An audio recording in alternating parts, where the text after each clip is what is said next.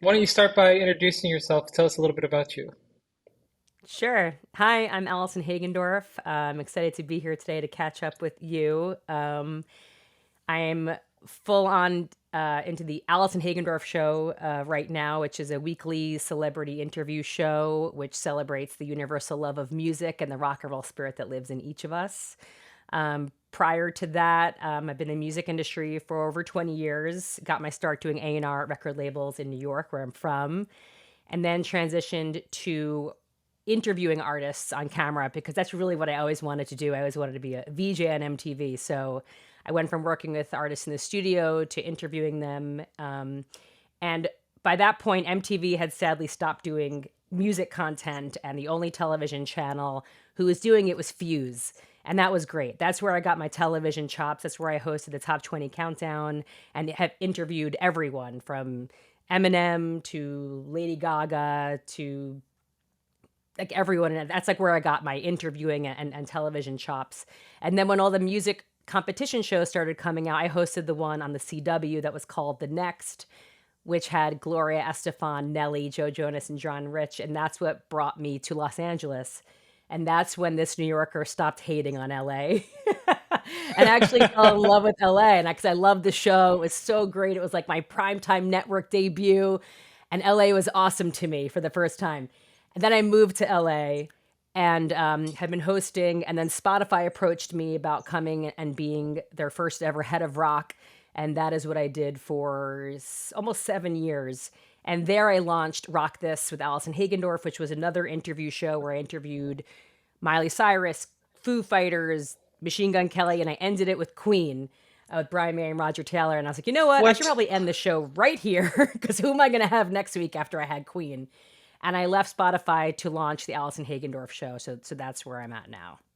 We've sort of known each other for a few years, and um, I think we might have got connected through either Andy or Juliet, Yes. um, and who are like the greatest people ever. Um, Yes.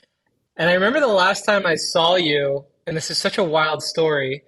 I went to the Sunset Marquee right before the pandemic, and I I went for the Doors night. Remember that? The Yeah. It was the best night. It was the so best night. amazing. Like I And remember, everyone who was there that night says the same thing. It was magic. It was electrifying. That night was like something we will always look back on. oh my God, like so many things. I remember I saw you over to the side. Miley Cyrus is singing with the Doors, and um, I was with some friends, and one of my friends, we were talking about music, and my friend was like, you know, what band are you really into right now? And I was like, honestly, right now I'm really obsessed with Kings of Leon. I think they're my favorite band right now. And this guy next to me kind of looks over at me. So I look over, you know, sometimes when someone looks at you, it catches your attention. I look over, and it's the lead singer of Kings of Leon. And I, he like kind of nods at me, and I nod at him, just acknowledging, like, okay, I said that, you're the lead singer. And we went back to like business as usual. And I started looking around at the crowd, and I was like, there's probably so many incredible artists here, and they're all being fans, you know, of the Doors. And Yes. it was such a magical night. And then it was just so bizarre after that, the whole world just like shut down. But that It was the was last time the I saw you. last Yeah, it was the last great night. I mean, it was the planets were aligned for that evening to be so special. Andrew Watt was there. I think Danny Clinch got on stage. It just was like Luke Spiller from the Struts, Josh from Bad Flower. It just was so many fun, passionate music lovers in that crowd, all celebrating one of the greatest bands, Milestone. It was the 50th anniversary. And yeah, it was one of the best nights. And I have spoke oh, Gary Clark Jr. was there. Oh Remember yeah. Gary Clark Jr. was there, and Henry Diltz, and it just was it was a cultural moment. It was a cultural Love celebration. Henry Diltz is such a legend.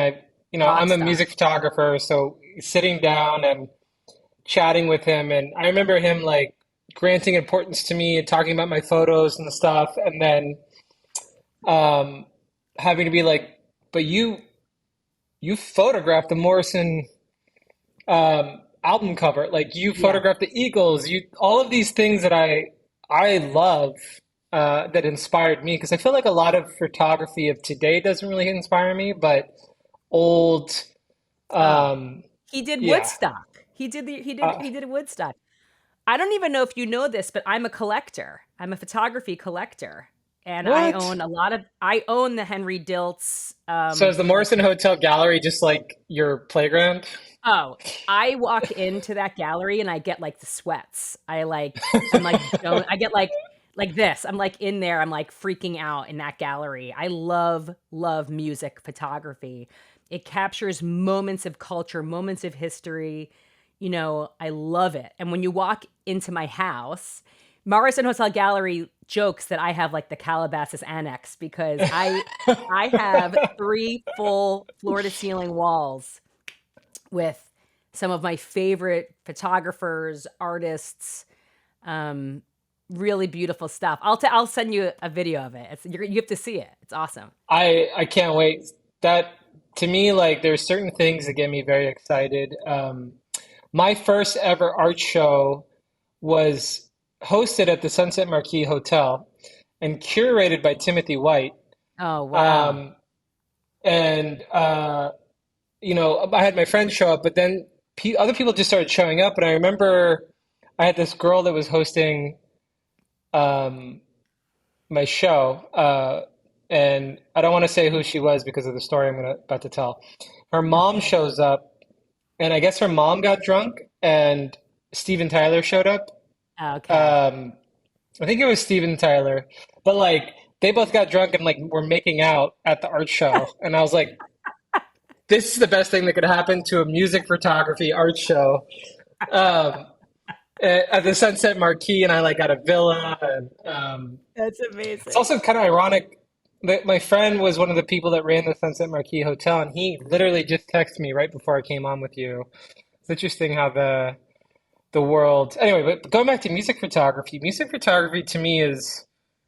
I really think that how fine art photography is very prestigious. I think that music photography needs to be at that level because there is so much creativity and just like one thing that surprises me at the Morrison Hotel, and I probably shouldn't say this, but when I see the prices and I'm like, really? That's it? For this Right. price, I can own such an incredible piece of like history. Yes. Um, but but yeah, I remember another night I went there. I think it was like a Marilyn Monroe night or something. The son of the photographer that Marilyn Monroe lived with released this book, and they also showed all of this footage of Marilyn Monroe from their home video that no one had ever seen, and Wow. there was all of this old, incredible photography. And I hope in today's world there are people out there that are really working hard to capture and showcase that because otherwise it could become this lost art, you know? Yeah, I mean, I think it just depends what kind of person you are. Like, I love history. I love understanding culture at different times. Like, whenever I watch documentaries, I love them. I love when they have, the archive footage. I just watched this, I Wanna Rock, this like 80s metal docuseries. And I love my favorite part of it is the video footage, like outside the Roxy and like outside the whiskey and like seeing what people were wearing and like I love that because it's captures moments that we will never understand or can be recreated. And photography is like that even just of a moment. I have so much respect and love for that. I consider it fine art. It is my art of choice and my drug of choice. I'm addicted at collecting photography. I love it. I love that. I love the story behind it. One of the things when I do photography is like people see the photo and that is great and that's obviously what I'm going for, but I feel like sometimes I really just do that so that I can secretly live these stories, these adventures. Like Yes. um, someone will look at a photo and I'll remember an entire story attached to that image. And one thing I like about working with Andy and Juliet is usually the experiences. so fun. You know what I mean? So Yeah. someone sees this picture and they're like, oh, cool, or it makes them feel something, which obviously that's what I want as an artist. But I go, wow, what a great day. You know what I mean? Or what Yes. an inspiring day. But I feel like you're such a good interviewer that I want to make this about you, and I'm talking so much. No, it's all good. So let me I lead love it. into the next part. So I realized, so yesterday I was doing a little bit of research on you because I realized originally I felt like I related to you because of your fitness. Because I was on a heavy fitness journey to get in shape, and then I saw your fitness, and I really respected that. And then yesterday when I started researching you, I realized how little I knew about you. Like one thing I didn't know is that you were A&R and that you signed Juliet Sims Yeah. when she was a teenager. Like, what? Yes. That's so Yeah. crazy. I'll never forget it. I was an A&R executive at Epic Records at the time, and Juliet Sims came in to meet with me, and she showcased, and she and I had a connection. I knew that she was a rock star. I knew that she was this that's sort of like one of my superhero powers is I can really envision the potential of an artist. And I showcased Mark Foster of Foster the People. I tried to sign Katy Perry early on and Cage the Elephant and so many bands was just very early on. But Juliet for me, I just knew. And she and we like fell in love with each other. She became really my little sister from that moment on. And yeah, she was Juliet Sims and then she was Automatic Love Letter and then she was Juliet Sims and now, Lilith Czar. And I had recently had her and Andy on my show together. And I'm just so glad they found each other. They complement each other so well. They're each other's muse, and yeah, A&R was my start. A&R was my start. Although how that all started was, I grew up wanting to be a VJ on MTV. But saying like you want to be a VJ at the time was like saying I want to be a rock star. But what happened was I became um, a Sony college rep and I won rep of the year. So I got a job offer at both Columbia and Epic Records out of college. I knew that Matt Pinfield, my favorite MTV VJ, worked at Columbia Records. So I said, I'll take the Columbia Records job just so I can like get closer to Matt. And then I created a position that did not exist. I like pitched it to HR and Matt to assist Matt Pinfield in addition to my other job. I was like working in the jazz department. And sure enough, they made me Matt Pinfield's assistant and fell in love with Wow. A&R. We did A&R together at Columbia Records. So we worked on artists like Coheed and Cambria and a bunch of rock bands. And then I Wow. graduated to become an A&R person myself. And Juliet was one of my proudest signings. And then I went on full time to interview artists and go to television. But yeah, Juliet's my girl. Wow. I actually just, so they live near me. I just ran into them, and I'd seen Andy a few times, but Juliet started my entire music video career. Um, I'd never directed a music video, and it was funny. I remember watching her on The Voice, and I remember thinking, like, one day I want to direct a music video for an artist like that. And 2 weeks Wow. later, I get a text from her because I knew her sister. So her sister gave my number, and I was like, "Hey," and she was like, "Hey, this is Juliet Sims. I'm a big fan. I wonder if you'd be interested in directing a music video." And but she gave me that opportunity, and we made this music video. I made Andy act in it. Um, I think I kill her in the video. Um, Wait, which and video? Which video?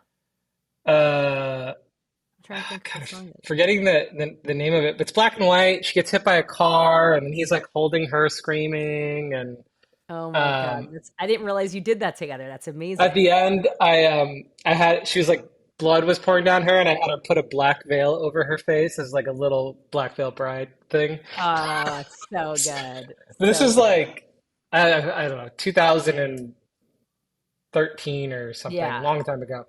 And Yeah. then I started doing a bunch of music videos, but she really believed in me, and I think I did like seven for her. Um, and then later, Andy and I became friends, and I started working with him. But uh, I really like them because I mean now they're family, and Andy's actually going to be uh, doing my movie with me. Um, but they're such good humans, so it's They like are. when you get to there's nothing better than getting to be creative with good people, you know. Yes. Um, Yeah. but anyway, so back to discovering you. So okay, so then you went into A&R, and um, then what was your journey from A&R into interviewing artists? Um, so when I was doing A&R, I would interview artists that we had on the label just so we'd have additional like materials to use because this is like early 2000s, so this wasn't a commonplace thing to have extra assets, so I would create extra assets. But where there really was the breakthrough for me was I saw that brands were doing music content, and Starbucks was sort of the first brands to remember. You could purchase music there, and I was like, oh, okay, this is sort of a thing that brands want to get into music. So Steve Madden, the shoe guru, we I launched Steve Madden Music with Steve. And it Oh was all wow. about how music and fashion go hand in hand. And it was about featuring up and coming artists. And we launched this program with Katy Perry, Lady Gaga, Jason Derulo, who were, it was like these are unknown artists. And it was Wow. really cool. And I would Unknown spend, artist. these were unknown artists. And I would spend a day with the artist in one of Steve Madden's locations, and we would try on shoes together. And I saw that, this was cool. It's like it's lifestyle content. And I became kind of the go-to music lifestyle person, mostly in New York. That's where I lived. And I did a lot of branded content series, like a lot. I hosted this cool series for like HP Intel on Times Square with Weezer and Train and One Republic, and I did a lot of music content. I interviewed everyone. So between like Fuse and brands, but the Fuse was a pivotal thing for me because that was television, and television is like a whole other beast, and I really love that. I love I was all production. about Fuse. I loved Fuse. So Fuse that was yeah, it was so great. cool. Fuse was Yeah. I feel fortunate that I was part of that chapter because, once MTV stopped doing the music, Fuse was like during all of like the emo and screamo and pop punk years, and it was so awesome. And I covered every festival. I did Warp. I was on Warp Tour. Like, oh my God. I did everything from Warp Tour to Voodoo to Lollapalooza, South by Southwest. It was awesome. Wow. And then when I went from Fuse to the CW, that was like the next level of television. Incredible. And then I also hosted the X Games on ESPN and What? ABC. I hosted the CrossFit Games.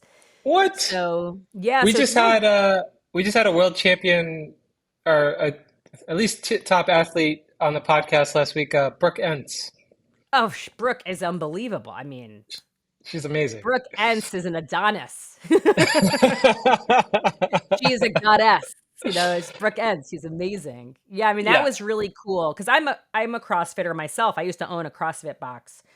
And I actually, when I was in my prime shape, I did modeling for CrossFit. I did the Reebok CrossFit campaign. What? So, yeah, I have a lot of different chapters of my life, a lot of Yeah, my I feel like passions. we need like an 8-part docu-series just to explain your Yeah, life when so I, far. I fitness has always been my life. I grew up playing sports, and then as an adult, I'd want to challenge myself. So I ran the New York City Marathon a couple times. I picked up snowboarding. I picked up pole dancing. And then when I moved to LA, I picked up CrossFit. That's like LA, my LA life became my CrossFit life. And I just sort of used CrossFit as another platform for interviewing, really, for interviewing Yeah. and hosting, which is really what I love to do. It's amazing because I'd sort of been doing some CrossFit in LA, but in Florida is where I kind of really started getting into CrossFit. When I think the last time I saw you was like 50 pounds ago. I had started a fitness journey. I'd started at 300 pounds, which, oh, that's what's crazy. Juliet hadn't seen me till recently.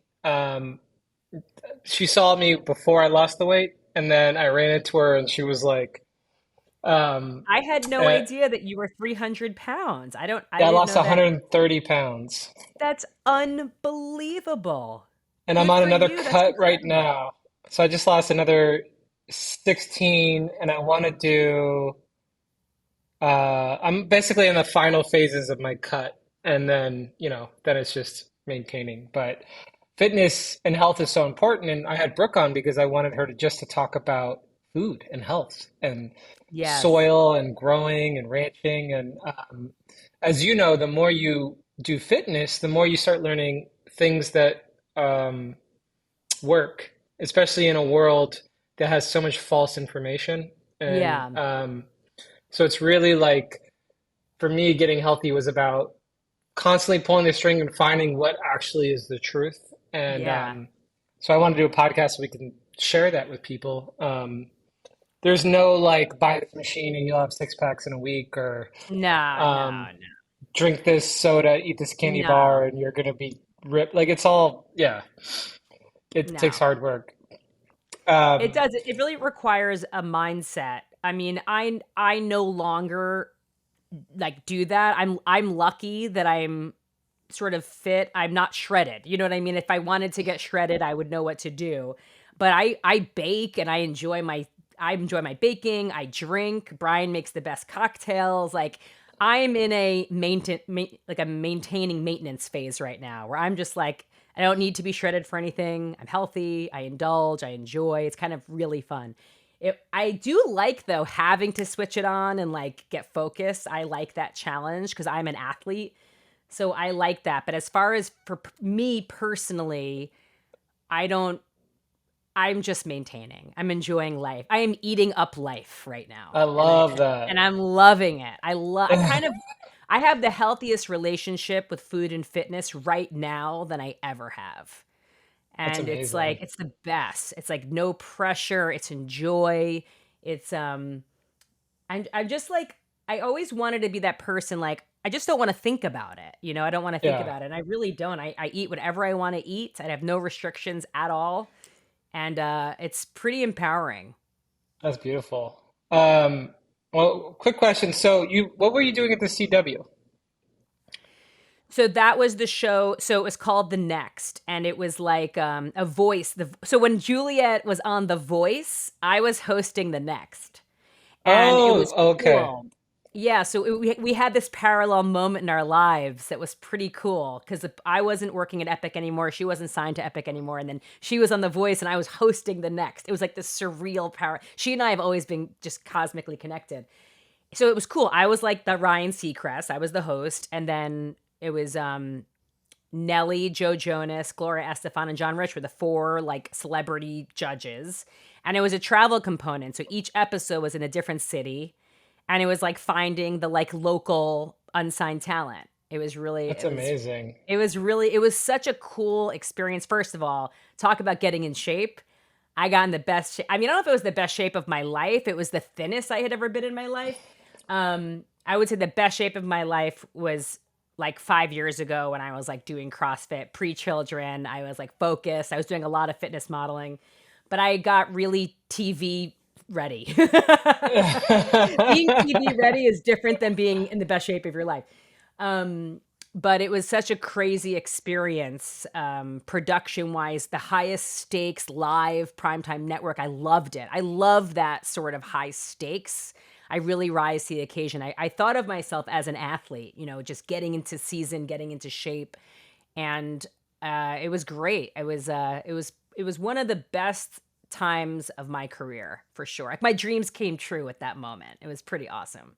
That's incredible. It makes me kind of wonder what is next for, because like the TV format isn't the same as what it used to be. I mean, we still have streaming and these things go on streaming, but one thing that I really admire about you is that you're like this angel for musicians. You know what I mean? Like a lot of musicians spend so much time working on their craft and figuring out their voice and creating music, and then a lot of them are kind of lost. Like if they don't meet that person that can kind of help take them to the other side, they sort of are wandering around trying to figure it out. And it must be a miracle for some of these people to meet you that can Uh, recognize talent and um, give them a platform. And I think one thing I realized early into my career when I was an artist was, when I first became an artist, I had all the support of my friends. But then when I blew up and I really started getting a lot of exposure, there was the attacks. And I used to feel like that was just me. And Andy was one of the first people that taught me, like, that's every artist. When you're an artist and you expand, you get attacked. That's just part of the game. And yeah. I always had this point of view that the world doesn't have enough art. We need so many more artists, and so I want to like have some sort of impact to inspire people to make it as an artist. That's part of the reason I have the podcast is sharing stories and hopefully giving people important information and inspiring them. But I guess I wasn't fully aware of people like you that are kind of like that uh, I don't know what you would call it, connector in between. Uh, But like, uh, imagine Juliet being 16 and going into this office and signing. Like that's a milestone in someone's life, you know? That's yeah. incredible. First of all, thank you for saying that. That really warms my heart because that's really what I set out to do. And just like how the world can never have enough art, I feel like the world can never have enough love and music. And I'm not a musician, so I can't spread my love through music, but I can spread my love through my love of music. And I really, at the end of the day, connect human to human. And I just kind of use music as that vehicle. So even on my show, on the Allison Hagendorf show, it's mostly musicians, but it's not a promo, press junket. It's like they're in-depth story. It's storytelling about it's the stories behind the music. What was the impetus for these artists to turn to music? And I also have actors on the show. Just had Keanu Reeves on the show. Jillian Michaels has been on the show. Emil Hirsch, the actor. So it's about them and the role music has played in their lives. And it's just at the end of the day, it's just about storytelling and human connection. So anything I can do to nourish and nurture someone's art or drive to do the art or confidence, I would like to bolster that and booster that and kind of help them get to the next milestone because there's so many obstacles, as we all know, and there's so much insecurities and naysayers. And what's hard about art is that there's no path to follow, right? There's no blueprint, there's no roadmap. That's what art is. Art is like rock and roll, it's that rock and roll spirit. There's no right or wrong. So you always have to pave your own path. So if I can help guide or help be a compass or help push you along a path, like then I feel like I'm doing my part to help spread the art, the music, and the love. I love that. Also, I just realized when you were saying that, much like health, it's art also is filled with a lot of false information, and it's kind of like wading through um, and figuring out what your voice is. Like I remember when I first got into art, I was told like the more damaged and messed up you are, the better the artist you are. And for me, it's the opposite. Like the healthier I got, the more organized, better my life was, the better my art was. So then, how long have you been doing your show? So I launched the show at top of the year. We're about 28 episodes in. Wow. And it's been pretty awesome. It's really about they're kind of like human interest pieces. It's just about the heart. It's the heart and soul behind the stories, and they're hour long, in depth. There's tears on the show. Billy Corgan of Smashing Pumpkins came on and ended up being 2 hours, and it ended in us holding hands and crying. I mean, it was beautiful. Jason Alon Butler from Fever 333 is my guest this week, and we also end in tears. Chad Tepper was on telling about his story from homelessness in Florida to his debut album that just came out on Epitaph, and he was in tears. It's a very emotional, heartfelt show. Um, Yeah. I actually I listened I grew to, up like I wanted to do like MTV VJ, but then I also loved like Oprah and Barbara Walters sit downs. I thought that was so special that they would be able to get to the heart and soul of people. So I think it's like I'm trying to take all of my influences and put them out in this show. I love that. One thing I noticed about your show, because I listened to the Billy one and a few other ones, there's a certain sense that I would get watching artists on like TV and these network shows where it felt like everybody was kind of um, not on their best behavior or performing, but there was a sense of like they're not really letting go. Right. And the thing that I found with your show that I haven't actually seen with any other music interviews is it just feels so authentic and real and vulnerable. And I haven't ever seen that before. And so in a way, I feel like I'm getting to hang out with an artist that I love and seeing them for the first time. You know what I mean? Wow. Like obviously there's pieces in their music and their art, but like hearing the way they talk when they're actually relaxed and they trust the person. Um, Wow. it's almost like getting to be with your favorite artist, but be a close friend and experience what that's like without anyone trying to put on a show or because I feel like you could tell when somebody's not being authentic, you know, they're trying to Yeah. be a certain way, but you Or could they're tell there's, self-aware. Yeah. yeah, or self-aware, but even with the Billy thing, you could tell immediately, like, he had so much trust for you and you had so much trust for him that the conversation was raw and it was beautiful. And I think in that way, now that interview becomes art. You know what I mean? Like, Oh, because it's authentic and it's real and there's a voice to it, it's a form of art. And you just gave me my biggest compliment. Seriously. That is my absolute biggest compliment. Thank you. That you just I'm like tearing up now because saying that to me is like that's my mission. Like this is my art. Thank you. Like this is my craft. Um so that really means the world to me that that resonated with you and that's how you perceived it because that's literally my mission. So thank you. Wow. that's incredible. Thank you. Well, you're doing it. And um, I am excited to see what else comes from the show because I listen to a lot of podcasts, and you know, if a podcast isn't grabbing my attention, I pop out. And I ended up on a walk yesterday with my dog, listening to you, and I realized 4 miles later, Oh, I was wow.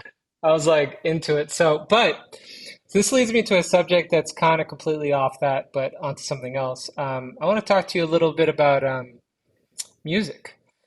Yeah. Um, So right now, one of my favorite time periods of music is between the 90s to the early 2000s.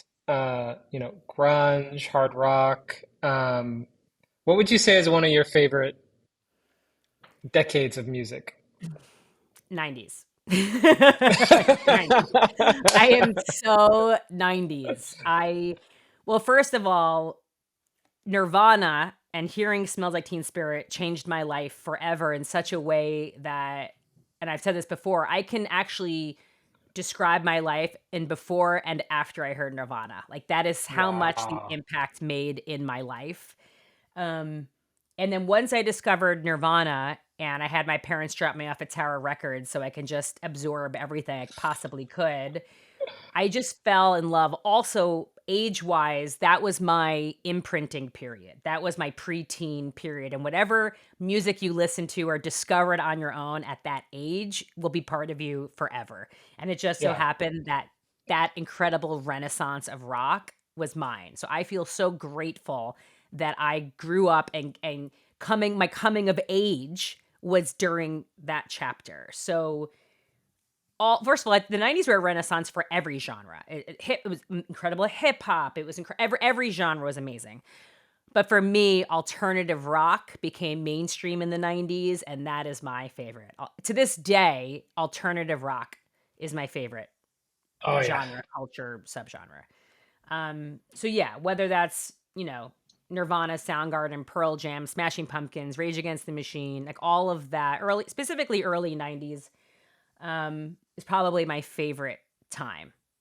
Oh my God. You just named so much incredible. I mean, Rage Against the Machine is probably responsible for me losing the first 100 pounds. You know what I mean? Like just Oh, listening to that on wow. repeat and just Yeah. God, and The crazy thing Soundgarden. for me is that now these people who I idolize are my dear friends, and that never gets lost on me. And I'm always so grateful, whether it's, Matt Pinfield growing up, MTV VJ, my best friend, Tom Morello, Billy Corgan, these have become friends of mine. And I feel so grateful to now know them as beautiful people who I love and their fathers and their great husbands. I like for me, it's this weird moment where Billy invited me to do his Grammy museum night. So it was like a conversation with Billy Corgan and Allison Hagendorf, at the Grammy Museum. And Wow. like one of those moments for me.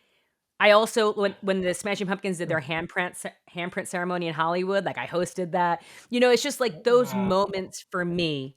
I am first and foremost a music fan, so those moments never get lost on me. I'm so grateful for those. I take a moment out and I'm like, your 15-year-old self is like freaking out. And my adult self is freaking out. I mean, I think it's awesome. I think that you always have to remember where it started for you, how it started for you. And that's in any case, whether that's art or music or learning, being a student. I just think that you kind of got to check yourself and recognize where it started for you and every milestone that comes along the way.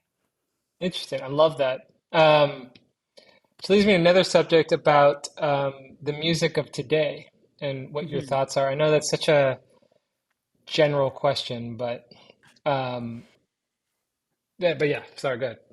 I think that we're music is in a great place.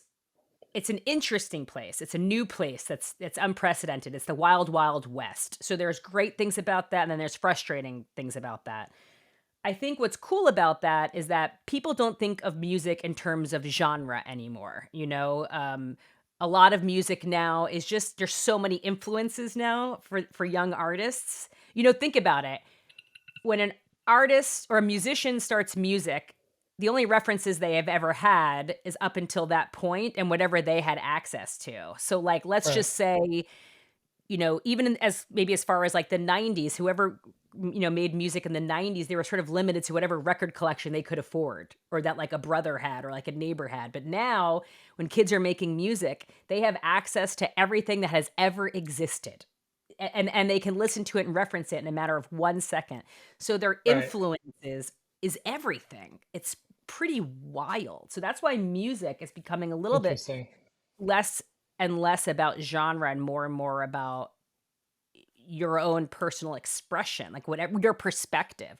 So I think that's really cool. With the streaming platforms, anyone can get their music heard. So you don't need a record label. You don't need to get a record deal in order to get your music out. So all of these things are great. The downside of that is there is a lot of noise. There's a lot of stuff that maybe shouldn't be out.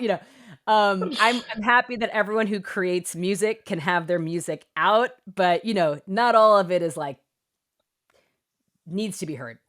Um, so there's that. So it's about curation and sort of like knowing how to navigate. But because there's so much, my ears know when something's really good because it really stands out. It really rises to the top. It makes you like stop and be like, what is that? So for me, whether that was hearing Grandson for the first time, Youngblood for the first time, Nothing But Thieves, K-Flay, um, Fever 333, I just anything that sort of makes you like, wait, what is this? And a cool part of my show on the Allison Hagendorf show is I have an Allison Hagendorf show playlist. And at the end of the show, after the interview, I do sound advice, new music you need to know. Each week, I feature 3 new songs you need to know. Most of them are from independent, unsigned artists. I always try to, wave the flag Wow. for artist discovery, um, That's and and incredible. feature and feature unsigned artists or lesser known artists or um, yeah, I love being that person. It sort of brings me back to my MTV VJ desires to be that person, that sort of authority. Like, you know what? You should check out this person. This is the new song you need to know. So I kind of love being in that position, helping to connect artists with fans, a lot of times for the first time. Amazing. Makes me wonder, have you ever thought about having some sort of music magazine or something? Because the show is incredible. So maybe that maybe that handles the music magazine aspect of it because I don't think magazines have the same relevance today as they once did, but podcast seems to be filling that void. And when you're talking about your ear, it made me think of a thought I've been thinking about ever since I heard it on your podcast, which is AI.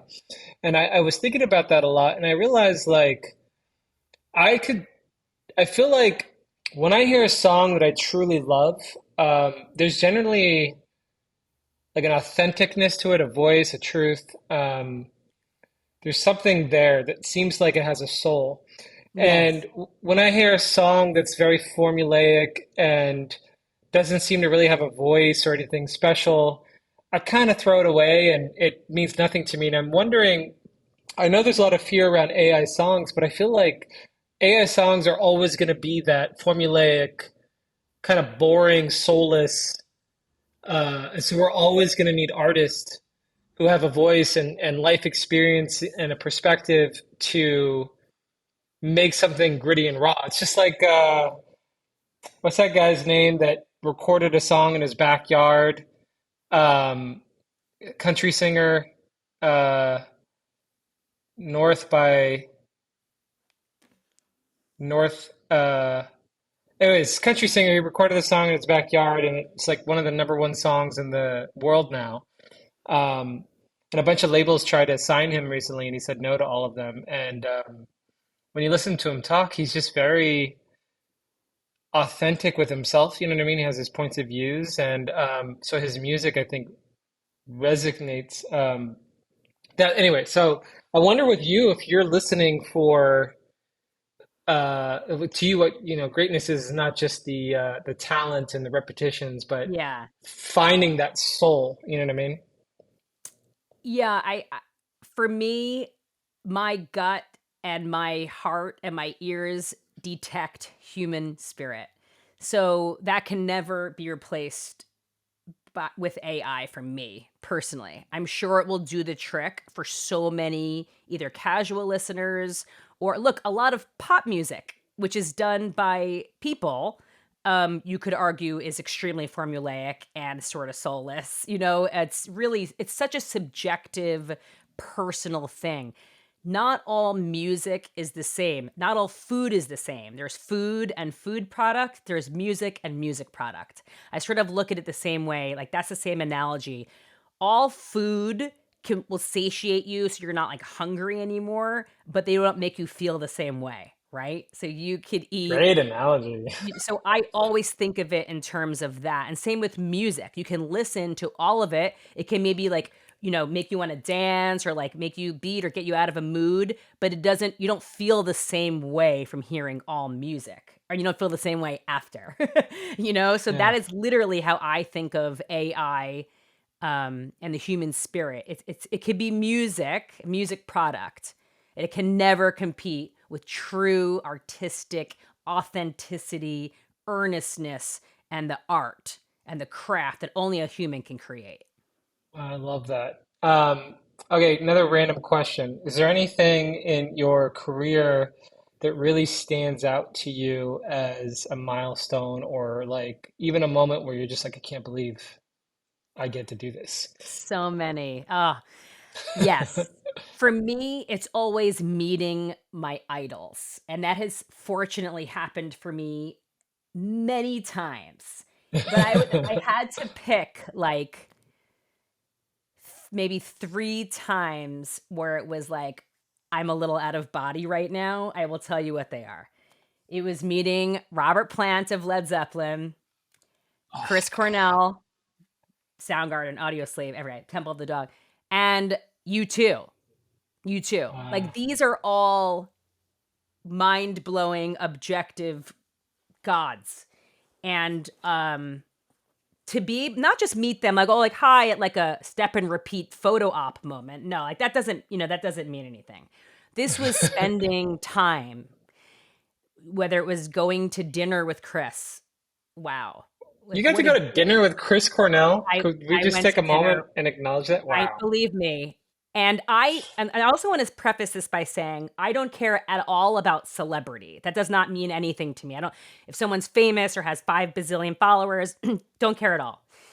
These are people who are part of me. Their music is part of me. Their legacy is part of me. They helped shape me. And Chris Cornell is, first of all, he's a magnificent person. I mean, physically, he was such a beautiful person. And I was at a dinner with him and his managers, the three of us. And I'm like a little out of body. I'm trying to like, in my brain, I'm listening to everything he's saying, and I'm genuinely so excited because he was telling me about we were going to create like a best of Chris Cornell playlist together, and this was such an honor. So like that was amazing. But then every once in a while, I'd kind of be like out of body and be like, "This is Chris Cornell." Um, so like moments like that, or like Robert Plant, like we're gonna hang out for an afternoon, like see him even just coming towards me in the distance. I'm like, "How is this happening?"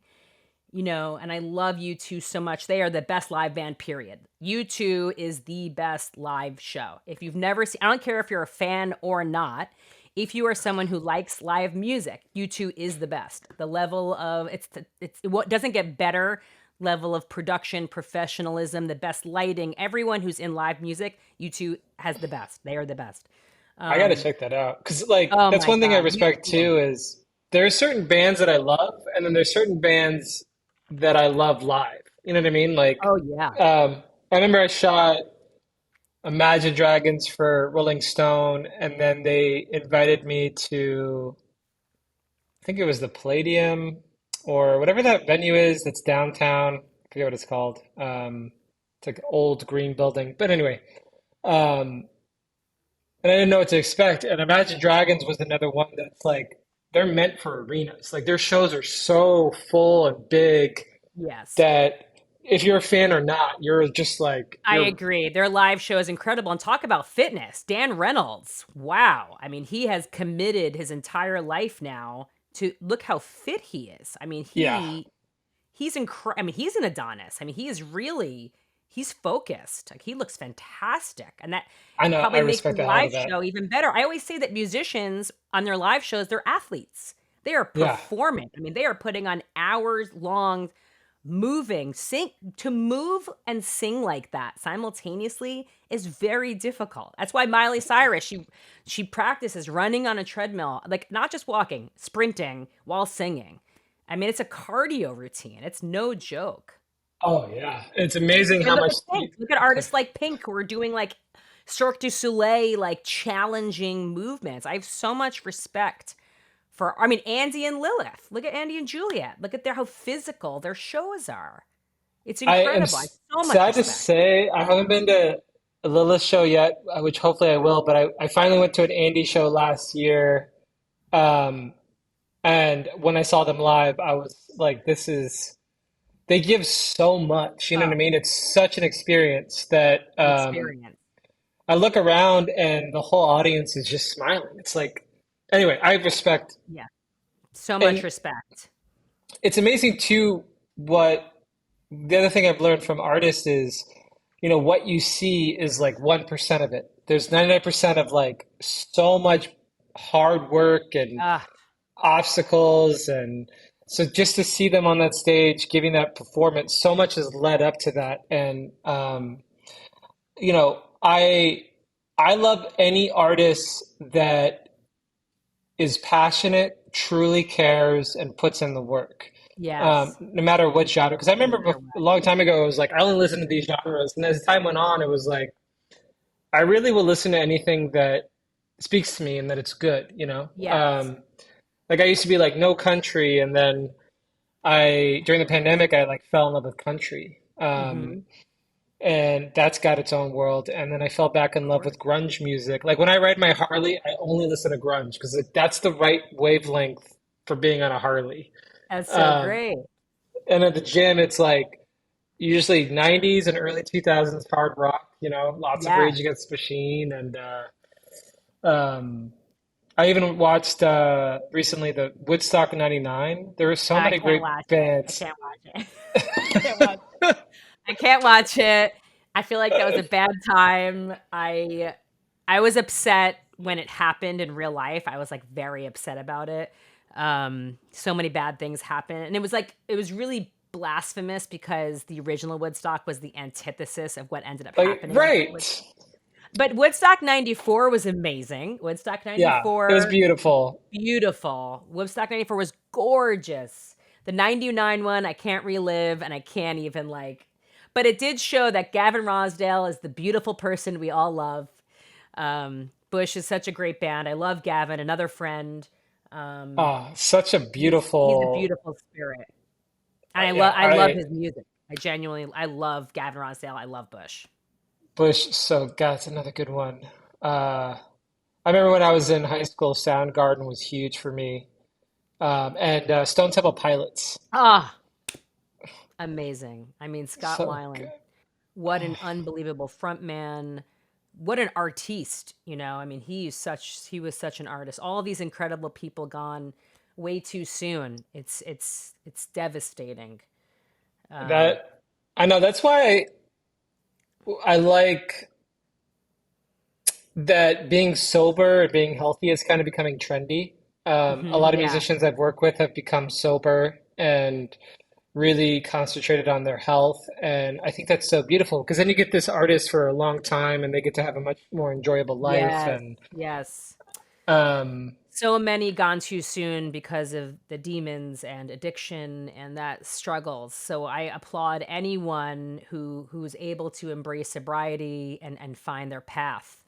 I am fortunate that I am able to drink and I don't have any issues with it, and I really enjoy imbibing. But I have so much respect for people who are not who don't. We're not all created equal, like we yeah, all deserve equal. We're all people. We should be, but we're not created equal in the sense where we all have different things. What's difficult for one person is easy for the other. What's difficult for that person is easy for the other. Everyone's got their thing. yeah. Um, and so, yeah, but I think you're that's right. beautiful. Yeah. It's Listening true to that your body. everyone though has their demons in different ways. Everyone has their weaknesses. Everyone has their strengths. That's what being human is. And I think Yeah. it's not a one size fits all in any capacity, whether it is diet or what's healthy for you or what works for you. And then with music, I think that everyone needs to find their own path, what works best for them. And the only way you find that out is with experimentation and trial and error. And it's okay if that wasn't the right way. I can say that about throughout my life, I've done every sort of like diet, whether that was like, in the 90s it was like fat free, and then it was like whole grains, and then it was like paleo, and then it was like keto, and then it's like low cal, like whatever. Look, Carnivore. I've done all of the things, and at the end of the day, it's not a one size fits all. It's sort of like whatever works for you to achieve your goals. That's Yeah. literally it. And it's hard to find out what that is. Now I feel like I'm an expert at all what works for me. But it's not. If someone works for intermittent fasting works for one person, it's horrific for someone else. Horrific, Yeah. It's like it Yeah. doesn't mean that that's good for you. Only you can find out what's good for you. Right. And I think that's okay. And I think it's important to share information, but also to remember that that individual person has the right to do what's best for them. And For them. yeah. I And think they should say that though. I think people should know, like, this is what worked for me. This is what right. worked for me. That's what I How tell people, incredible are like these results? This worked for me. everyone's Maybe it'll work different. for you. I don't And know that's what your part of it. personality is like. I don't know what your schedule is like. I don't know what your life is like. This worked for me. Yeah, I Or remember even with also genetic makeup, like I think bodies are, genetic they makeup, respond to huge part, things to do. Yeah. huge part. Um, well, then, next question is for all of the aspiring musicians slash music journalists, interviewers out there, what's some important advice you can give to these aspiring artists? I think first and foremost, it's be true to you. That's your strength, is actually figuring out what your angle is or what your strength or your perspective is, and really like hone in on that. Like, don't try to be whatever the trend is or what's working for other people. Again, that one size fits all. That applies to your artistry and your dreams as well. You need to kind of focus on what is your superhero strength. And then two, be a good person. Be a good person. Have respect for everyone, nurture relationships, don't burn bridges, don't be an asshole, be a good person. I swear to God, I think at the end of the day, if you stay true to yourself and you're a good person and you cherish and prioritize relationships, I really think that is the key. And you will be happy. That is happiness, is like knowing you were true to yourself, you pursued your passion and, played to your own strengths while also caring about other people and nurturing relationships. That is happiness. I love that. Okay, and then to end, what is the best place that people can find your show? Sure.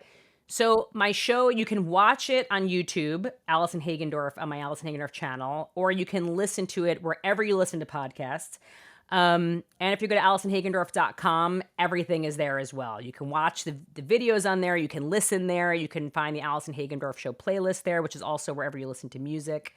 And also hit me up at Allie Hagendorf, because Allison Hagendorf is too long on social. So at Allie Hagendorf. And I know, I genuinely love to connect. So reach out. I really read everything and really try to connect and learn about people through there as well. Amazing. And when I come out to LA, we got to get together and catch up. Absolutely. Maybe get a workout in. Oh, yes, please. I Thanks love so that. much for coming on the show today, and hopefully we'll get to do this again sometime. It was my pleasure. Thank you. And I do want to shoot with you. I want to work with you. I want to do stuff together. Oh my God, we're gonna kill it. Yeah. Either I'll get you in some other state, or we'll do it when I come back to LA. Perfect. Awesome. Awesome. Well, All thank right. you so much. Oh, I'm going to Thank you so. follow up by sending you a video of my gallery. You're going to love it. Please. Oh my God. Yes. Yeah. All right. All Deal. right. Well, thank you All right. so much. We'll talk soon. All right. Okay. Bye. Bye.